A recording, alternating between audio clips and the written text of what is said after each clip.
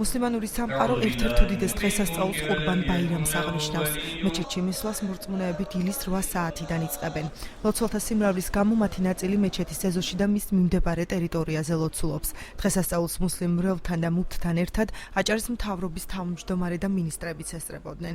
ყურბან ბაირამის მადლი ხარავდეს სულიად საქართველოს და ასევე მინდა მივაწინო ჩვენ გარეთ მეზობელ ქვეყანაში მცხოვრებ ჩვენ ძმებს, ოსებსა და აფხაზებს, ტაოგლარჯი მცხოვრებ ქართველებს, ბერეიდანში მცხოვრებ ქართველებს ეს დღე და მათ უნდა შევახსენოთ, რომ საქართველო ტოლერანტული, საქართველო არის ისტორიული ქვეყანა, ჩვენ ერთიანად ვიქნებით, ძლიერები ვიქნებით და კიდევ ერთხელ აღვაშენებთ ჩვენს ქვეყანას. ეს არის დიდი სიხარული, მე როგორც მთავრობის თავმჯდომარე ვიზიარებ ჩვენი საზოგადოების უწყნვალეს ნაწილის, მუსლიმი მრევლის სიხარულებას, დღესასწაულს და მინდა მიულოცო, ყოველივე კარგი რო გქონდეთ. ამ დღეს ყველა შეძებული მუსლიმი ალლაჰს მსხვერპლად წირავს პირუტყვს.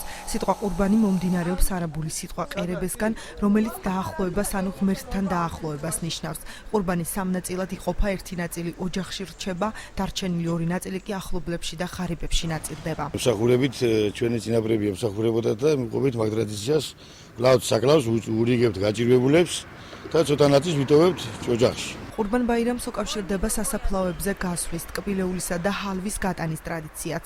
მორწმუნეები მიცვალებულთათვის პატივის მისაგებად სასაფლაოზე ლოცვას კითხულობენ. არაბულ ენაზე ურულას კითხულობთ, ელხემს კითხულობთ, რაც არის არაბული ენა კითხულობთ მიცვალებულის სულებისთი. ხალვა ნიშნავს იგივე დღესასწაულის მტრის სულისთვის, როგორც აღდგომის დღეს წითელი კვერცხებში. და ხალვასთან ერთად ასე ტკბილეული რაც ტკბილეული საჭმელი ყველაფერი. რაც კი გაქვს საშუალება რომ გააკეთო. დღესვე აჭარის მთავრობის თავმჯდომარე ახალი მეჩეთის მშენებლობის ფაქტსაც გამოეხმაურა. კიდევ ერთხელ დაადასტურა, რომ ქალაქში ახალი მეჩეთი აშენდება, რადგან ამის საჭიროება არსებობს. ადგილთან დაკავშირებით ჯელობა მიმდინარეობს. მინდა დავადასტურო, რომ მეჩეთი აშენდება, მიმდინარეობს სხვადასხვა მიმართულებით მუშაობა, არის რამდენიმე ვარიანტი.